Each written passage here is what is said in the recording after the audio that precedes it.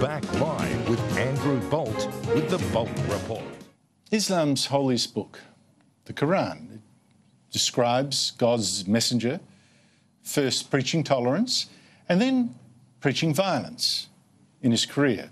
The messenger is often associated with Muhammad, and it has him ordering the killing of Jews, saying, behead unbelievers who resist, take their women as slaves, etc. And these passages in the Quran are often quoted by Islamist terrorist groups to justify what they do. For instance, the charter of the Hamas terrorist group quotes the Quran saying, the time will not come until Muslims will fight the Jews and kill them, until the Jews hide behind rocks and trees, which will cry, O Muslim, there is a Jew hiding behind me.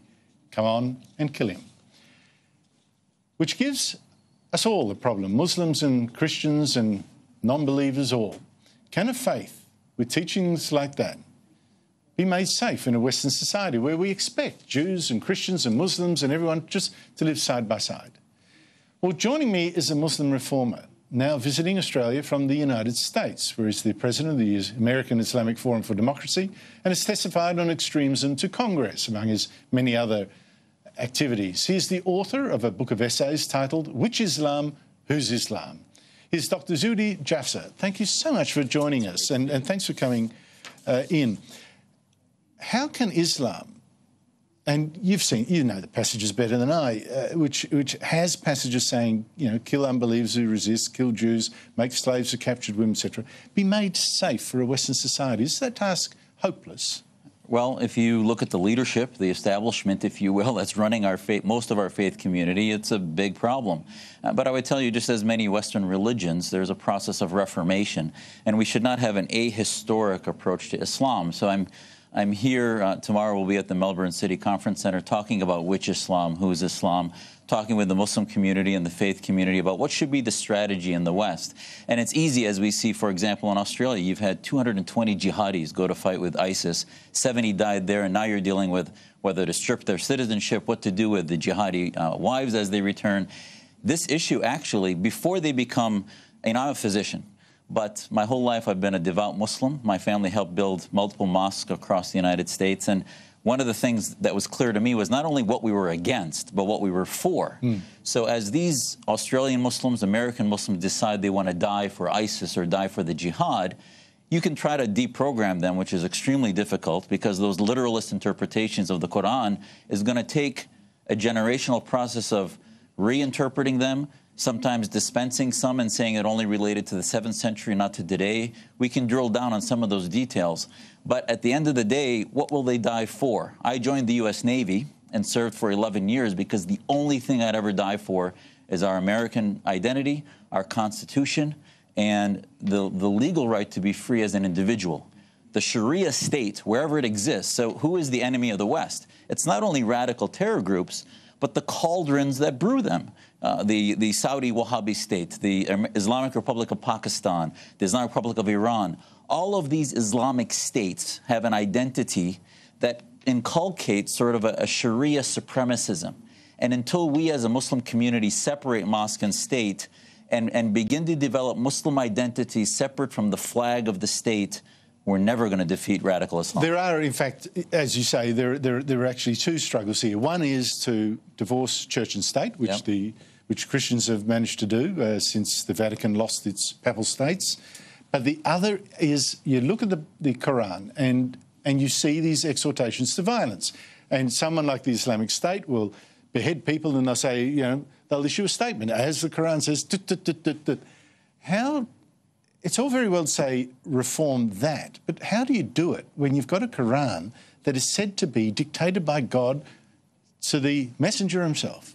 Well, listen, you're reading interpretations, which are English translations. So, for example, the Quran allows polygamy, and yet I've never met a Muslim married to more than one wife because we've modernized and said that doesn't apply anymore. In America, that's true. Well, right, and Syria, my family, my grandfather was a Sharia court judge. My other grandfather was a politician who tried to work for democratization in Syria, but they were oppressed and tortured by the regimes there. So part of the Arab Spring, as much as it turned into a disaster in many ways, is one of the only processes. If you're ever going to defeat theocracy and autocracy in the Muslim world, we have to have a strategy in the West.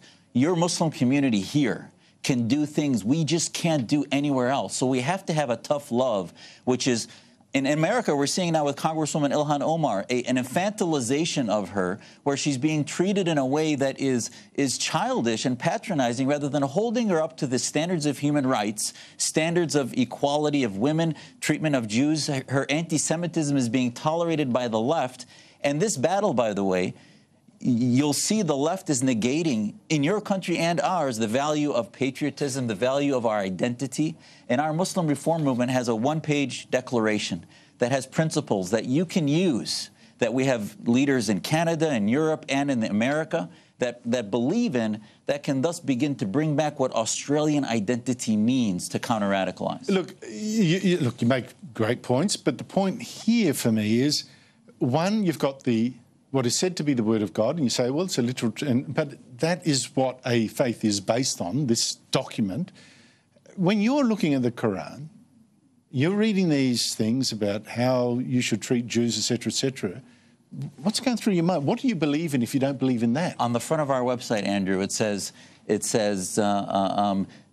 be critical of your own kin, speak for truth and justice, even if it is against your own. That's from the Quran. So the question is, in the Bible, it says, render unto Caesar what is Caesar and unto God's what is God's. It took the West 1,789 years until you had a country based on a constitution that recognized that fact. Except so those words are in the Bible. This is the whole point.